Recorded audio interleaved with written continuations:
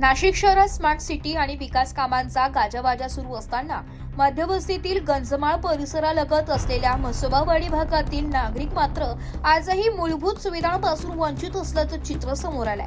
या भागातील गंभीर समस्यांवर काँग्रेस नेते तथा माजी नगरसेवक यांनी तीव्र संताप व्यक्त करत प्रशासनाला थेट इशारा दिलाय। म्हसोबावाडी परिसरात गटारी तुंबून दुर्गंधीयुक्त पाणी रस्त्यावर व घरासमोर वाहत आहे। अनेक ठिकाणी बॅक वॉटरची समस्या निर्माण झाली असून नागरिकांचे आरोग्य धोक्यात आलंय। परिसरात पुरेशी लाईट व्यवस्था नसल्यामुळे रात्री अंधाराचे साम्राज्य पसरते। अंतर्गत रस्त्यांची अवस्था अत्यंत खराब असून सर्वत्र खड्डे आणि खाच खळगे पडलेले आहेत। पाणी पुरवठ्याची समस्या देखील गंभीर बनली असून नागरिकांना कमी दाबाने आणि नियमित वेळेत पाणी मिळत असल्याची तक्रार आहे। सार्वजनिक शौचालयांची अवस्था तर अत्यंत दयनीय झाली आहे। अनेक शौचालयांना दारे खिडक्या नाही, सीट तुटलेल्या आहेत। साफसफाई होत नसल्याने शौचालय गच्च भरलेली आहे। पाणी आणि लाईट नसल्यामुळे महिला व पुरुषांची मोठी कुंचबणा होत आहे। या पार्श्वभूमीवर काँग्रेस नेते तथा माजी नगरसेवक राजेंद्र बागुल यांनी प्रशासनाच्या कारभारावर जोरदार टीका करत म्हटलंय की शहरात कोट्यवधी रुपयांची विकास कामे सुरू असल्याचा दावा केला जातो, मात्र मूळ नाशिककर आजही घाणीमध्ये जगत आहे। स्मार्ट सिटीच्या नावाखाली केवळ दिखाऊ विकास केला जातोय। म्हसोबावाडीतील नागरिकांना आजही मूलभूत सुविधा मिळत नाही, ही अत्यंत लाजिरवाणी बाब आहे। काँग्रेस नेते राजेंद्र बागुल यांनी पुढे प्रशासनाला इशारा देताना सांगितले की या भागातील प्रश्न तातडीने सोडवले नाही तर नागरिक महापालिकेत येऊन अधिकाऱ्यांना जाब विचारतील। सन्माननीय आयुक्त, महापौर, उपमहापौर आणि संबंधित अधिकाऱ्यांनी तात्काळ लक्ष घालून येथील नागरिकांना न्याय द्यावा, अन्यथा नागरिकांच्या रोषाला सामोरे जावे लागेल। म्हसोबावाडीतील नागरिकांनीही आपल्या भावना व्यक्त करत प्रशासनाने तातडीने स्वच्छता, पाणी पुरवठा, रस्ते आणि शौचालयांच्या समस्या सोडवाव्यात अशी मागणी। व्हिडिओ काढतो त्या व्हिडिओ काढणार नाना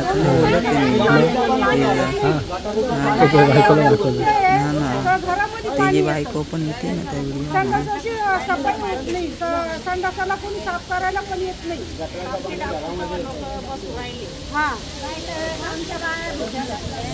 आमच्या बाया संडासा धुत्या तेव्हा आम्ही जेव्हा संडासला जातो एवढं संडासा कोणी गेले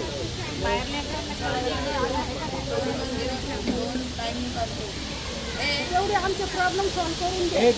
आता एवढे 8-15 दिवसातच काम सुरू झालं पाहिजे।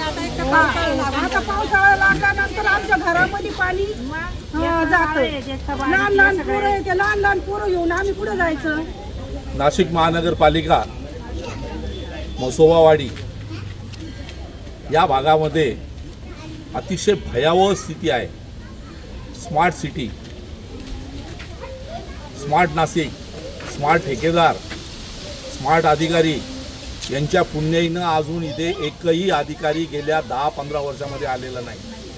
लोकप्रतिनिधी इथे येत नाहीत। नाशिकला खूप विकासाचं अब्जावधी रुपये खर्च होत आहेत आणि कुंभमेळ्याच्या नावाने जवळपास 40,000 कोटी रुपये खर्ची घातले जात आहेत। स्मार्ट सिटी कोणाला म्हणावं? आज खरं राहिलं तर या नाशिक शहर आणि हा परिसर हा शहराचा मध्यवर्ती परिसर आहे, पण तरी देखील या परिसरामध्ये हा भाग अजून हागणदारी मुक्त झालेला नाही। इथल्या संडासांची अवस्था पाहिली तर उघड्यावर लोक बसलेले आपल्याला बघायला मिळतात।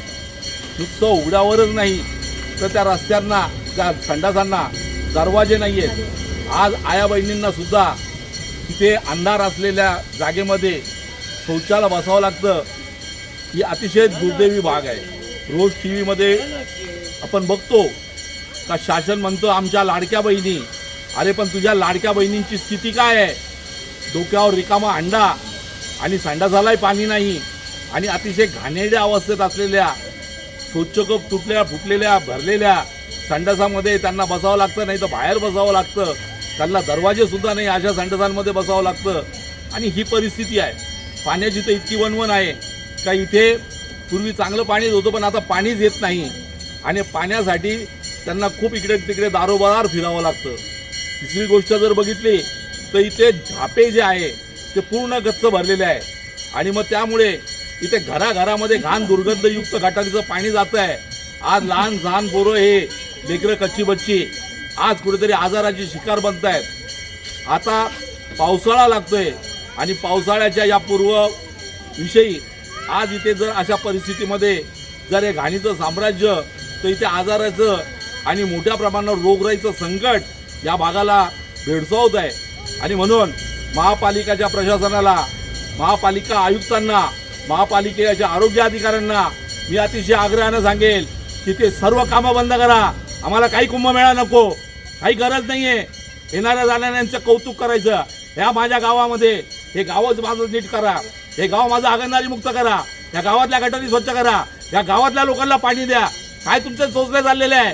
पैशाच्या नावाखाली, टेंडर्स खाली फक्त भ्रष्टाचार करताय, अब्जावधी रुपये खाताय लुटून. अधिकारी आणि ठेकेदार मस्तपणे एसीच्या मध्ये बसून आज हे गाव लुटून टाकतायत. आणि मग जे मूळ मालक आहे, जे मूळ माझ्या गावातले लोक आहेत, जे गरीब आहेत फक्त, आणि गरिबी ह्या शापामध्ये तुम्ही अजून त्यांना गरीब करताय आणि त्यांना घाणेरडं जीवन जगायला लावतायत. हे आता सहन होण्याच्या पलीकडे आहे. आणि म्हणून तुम्ही ताबडतोबीने जर नाही केलात तर ही सर्व म्हसोबा वाडीतले सर्व लोक घेऊन आम्ही तुम्हाला सळो की पळो करून सोडू आणि महापालिकेवर धडक मोर्चा काढू असा इशारा आज आम्ही देतो आहोत.